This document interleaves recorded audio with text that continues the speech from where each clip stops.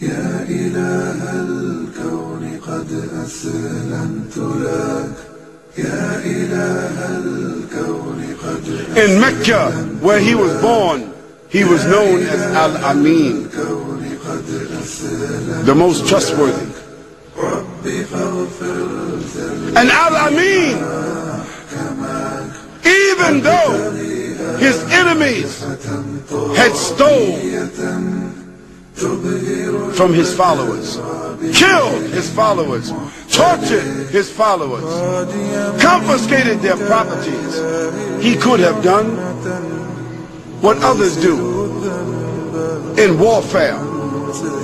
He could have then confiscated their wealth that he was holding. But when they entered his home to kill him, they did not find him there.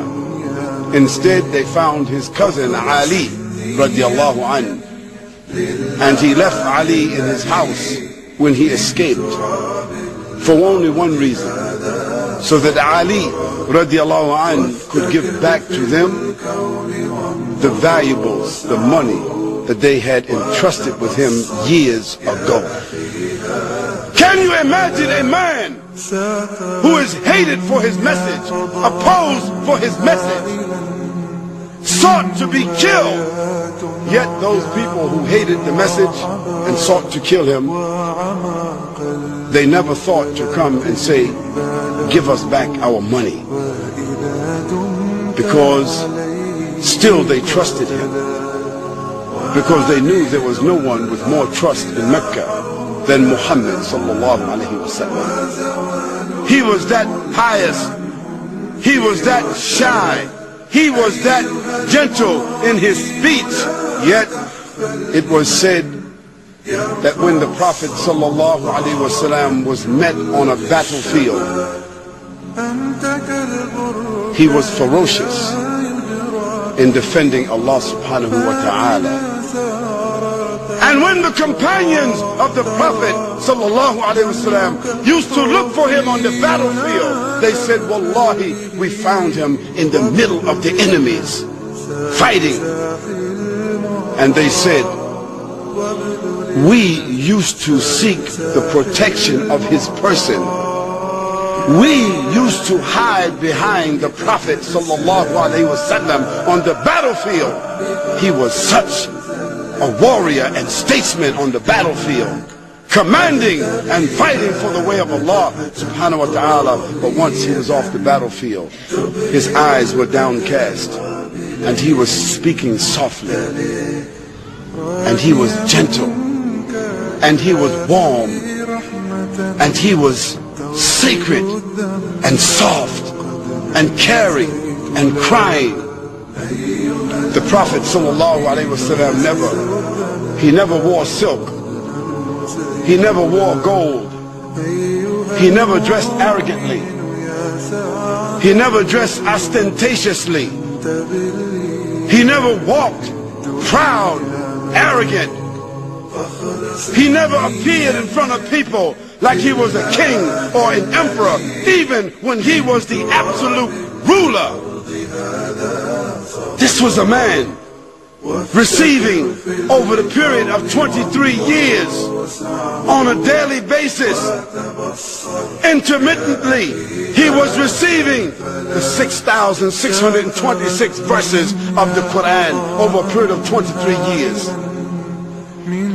Receiving the revelation, and when it came, they said his body shook.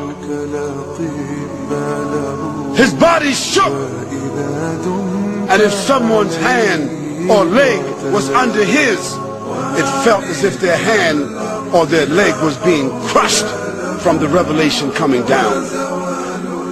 And the Prophet ﷺ sweated, and his body shivered, so that the fools among the unbelievers said he had epilepsy.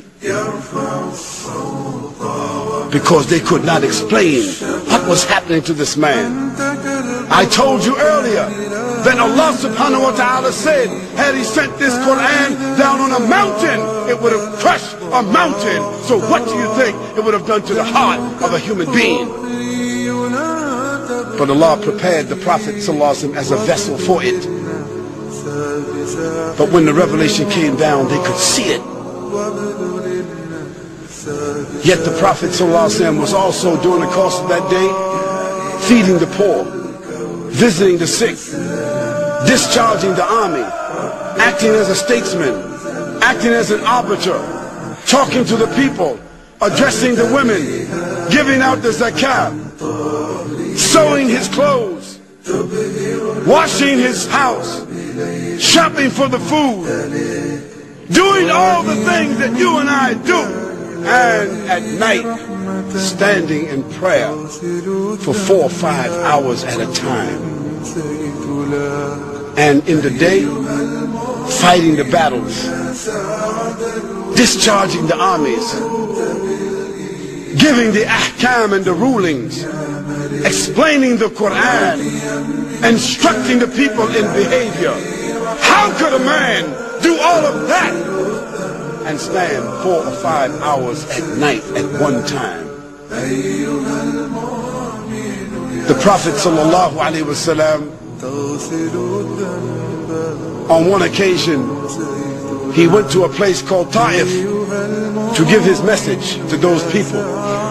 Ta'if is a high place, maybe 60 miles, 50 miles from Mecca, and he walked there. And when he arrived there, the nobles of that city,